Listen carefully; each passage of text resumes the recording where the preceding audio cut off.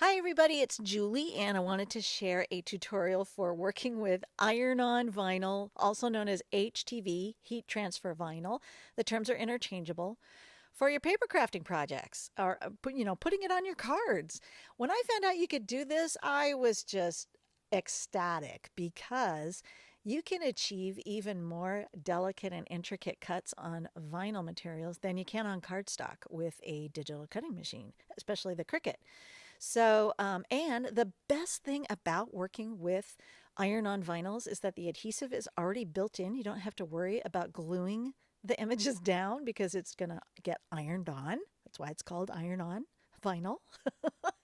And when you're working with glitter HTV or glitter iron on, the glitter doesn't shed like it does with glitter cardstock. So my quest for glitter cardstock is like, wow, you know what? I am not going to worry about it too much because this vinyl stuff has changed the game for me. So I wanted to use iron on vinyl for this lava lamp shaker SVG I designed.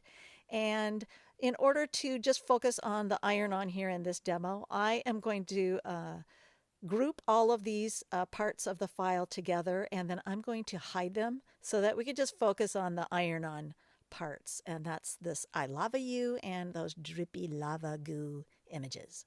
So I'm going to hide that group and then come over here to where the shapes are in the left hand menu there. And you don't have to be an Access subscriber to get a hold of any of those shapes in the top section there. You do for the more intricate ones down below. But these are the freebies that Design Space has. So I'm just going to grab a square and then I'm going to hit the aspect ratio lock so I can adjust the height and the width of this at as however I want.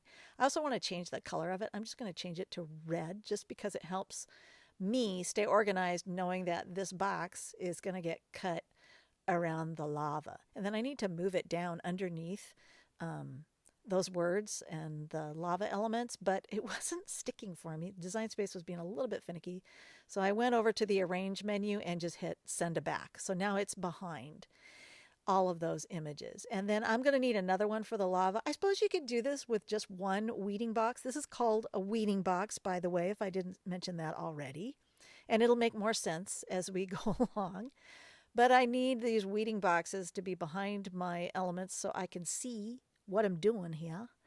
And then I'm just going to adjust the sizing and make sure that everything works together. And it looks like, yeah. So once I've made those adjustments and I have that how I like it behind the images, I'm going to move that one out of the way there. I'm going to attach them. So I'm happy with how all that looks. So I'm just going to click and drag over the top of both of those and then click on the paper clip icon down below and click attach. Now you could do both elements in one big box, but I just went with two. So then you get to see the process twice, right? And you won't have to rewind.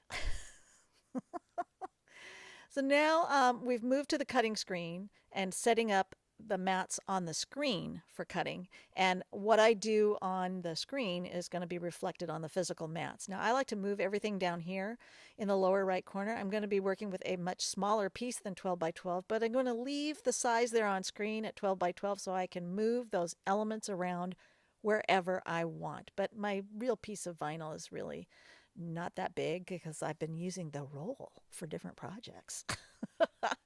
So once I have it down there, though, the great thing about that is when the machine rolls it out and says it's completed the cut, I'm not going to hit the ejection button or the unload button. I'm going to lift up a corner to make sure that I got a good clean cut. And if I did, then I'll hit the unload button. But if I didn't get a clean cut, then I'll just make sure I press that vinyl right back down where it is and hit the C button, the Cricut button, and it will recut again exactly in the same place all over again. So now once I've got that set up, I'm going to come over here to the materials and click on, I need to find the iron on. And then specifically, I'm going to be working with holographic iron on. And even though I'm using Cricut's iron on holographic vinyl, you can use other brands and just use that setting to see if that one works with the vinyl you're using or if you need to change it. So now I am going to just scroll down here and hit mirror because it gave me a warning sign. And the reason for that is whenever you're working with an iron-on or heat transfer material, you're actually putting the pretty side face down onto your cutting mat, and you're going to be reverse imaging what you're cutting. So it's really important that you don't forget to mirror, and it's nice that they give you a warning there to tell you, oh, you're working with this kind of material, don't forget to mirror. So don't forget to put it pretty side down. Don't forget to mirror the image. So I just wanted to show you, I have those extenders. My Cricut is on a cart and I don't have enough space there to keep the mat level all the way through. And so I have those extenders. I'll put a link down below in case you're interested in getting a set. They work really nice and they're easy to put on and take off. I also keep strips of painter's tape. This is that blue painter's tape in my machine on the lid so I can use it to tape down materials that are popping up because my grip on my mat is not sticky enough to hold it down. So there's the holographic vinyl. That's the pretty side. That is face down on my mat. And as you can see, it's curling and the grip on my mat wasn't sticky enough to hold it all down. How did I know that? Because I screwed up the first time. So I had to do it again. And so now I've got everything taped down the way I need it, and I'll need to get a stickier mat the next time I want to work with the HTV or re-sticky. Boy, that's another video in and of itself. How to re-sticky your Cricut mats so you don't have to keep buying them. This one I actually do a good job keeping clean with baby wipes so that I don't have to replace it very often. So now I've just gone ahead and sent that through the machine, and I went and it did its thing. It did its cuts. I checked. I had a clean cut, so I hit the ejection button. And now this is what I've got to deal with here.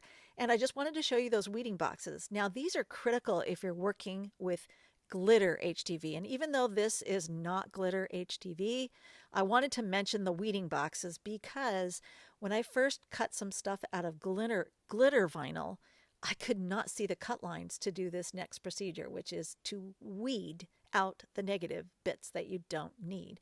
And you're going to work from the back side.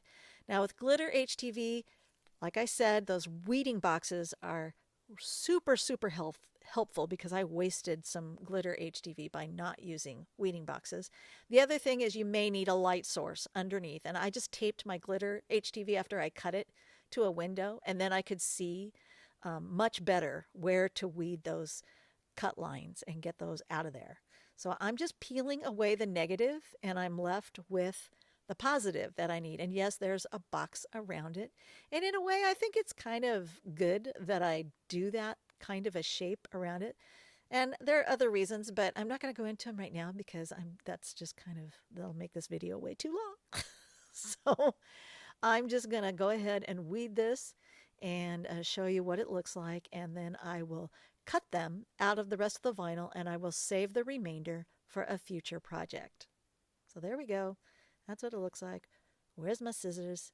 The other thing I wanted to mention is besides a weeding tool, I find a pin pen really helpful. It's basically a pin that has been loaded into a pen, the body of a pen. And I suppose you could just use a sewing needle if you wanted to, but I have arthritis in my hands. So having the pen to actually hold on to really helps ease the grip in my hands so that I don't have to struggle holding on to a little tiny needle trying to get those little tiny bits out. But the pin pen comes in a 2-pack. It's awesome. I'll have a link down below for that tool as well. So anyway, helpful when working with stuff like this. Probably would be helpful with cardstock too, but I mostly use it for vinyl. Okay, so now I'm going to grab the scissors and just cut around these shapes and get them cut apart, and we'll move on to the next. Okay, so these are all trimmed out now, and like I said, the adhesive is built in, and you have a clear carrier sheet on the front that's going to help you transfer that to your project. And I just wanted to mess around a little bit with all of the elements and try to determine a layout here because I want to put this on a card. I mean, that was my first thought, is I need to make a card out of this. So I'm going to mess around with all that, and then I'll go ahead and get all the lava and the iron-on vinyl stuff secured in place. I'm going to be working with the Cricut mini easy press, which is a tiny little iron. There are other off brands that you can purchase on Amazon. I got this one on sale. I really like it. I use it for small projects, especially my paper crafting projects. It's awesome for that. Has a little button there, and you turn it on, and it has 3 temperatures. You want to make sure that you read the packaging or go to the website of the manufacturer that makes whatever iron on vinyl or heat transfer vinyl that you're working with, to find out what temperature setting you need and for how many seconds you need to press it or iron it, and how long, is it a cold peel or a warm peel? So this is cold peel. So I'm going to set my Cricut aside, the little mini there, to heat up. And you can use a regular household iron. You just have to watch out for those vent holes, which can sometimes be problematic, especially on anything larger. But you could probably get away with a regular household iron on something small like this. So I'm just going to get that into place there. And once it beeps at me, it's ready to go. And like I said, you want to use the lowest setting for this Cricut holographic iron-on Cricut holographic iron-on vinyl. That is a mouthful. So I'm going to hold it there in place for about 10 seconds. I usually just start with just pressing for a few seconds to let it like set or grip or tack to the paper surface. And then when I'm sure it's tacked, I will start, ironing back and forth. And then I got to let it cool. And then once it's cold, I can go ahead and peel that away. And I usually start a little bit slowly to make sure everything is staying down where it should. And then it's like, oh yeah, that is beautiful. That's a beautiful job there. And you can see how pretty that stuff reflects color. And you get different colors depending on which angle the light is hitting it at. It's so fun. And then that's going to go on my card right there. And I've decided I'm going to put my sentiment there. So I'm going to get that ironed on in place very quickly. I really like that these easy presses come with a nice base to let the machine sit on it while you're working or while you're waiting for it to warm up or cool down, and you don't end up ruining your work surface. I have this cutting mat that I work with on my bench, and heat will destroy it or warp it. So I really like the protectiveness of that base.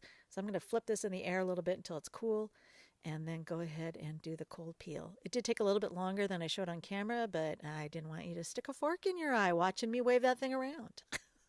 If you find a cold surface you can set it down on, like if you've got like granite countertops or something, put it down on that and it will cool off really fast. Now, I had a little bit of excess vinyl that I didn't see. My eyes are aging and they didn't pick up on it, but it transferred to the project. So I took a piece of parchment paper and put that over the top to protect what I'd already done and to heat that vinyl up without it sticking and ruining my little mini iron.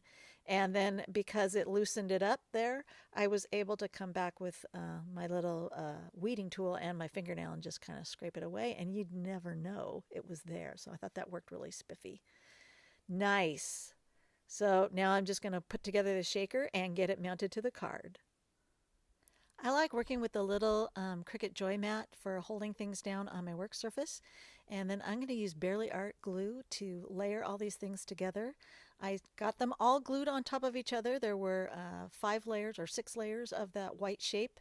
And now I have a nice well for putting my sequins into. And you can see that lava just flashing its colors. I'm working with some heart sequins that I've been hoarding in my stash. And I use those instead of cutting the little shaker bits from the SVG file. And then I need to get the transparent acetate piece put on. And again, I'm using glue. You could use double-sided tape, but you just want to make sure that you have a tight seal all the way around the edges of that opening so that nothing leaks out. Then I'm going to set a couple acrylic blocks on that to let it dry. And then once it's dry, I'll glue the metallic layer on for the finish and then add it all to a card. And I thought this turned out so stinking cute. I absolutely love it. I love working with HTV iron-on, and that holographic iron-on is the bomb. All right. I'll have links down below in the description. I hope you found this helpful, and thanks for watching.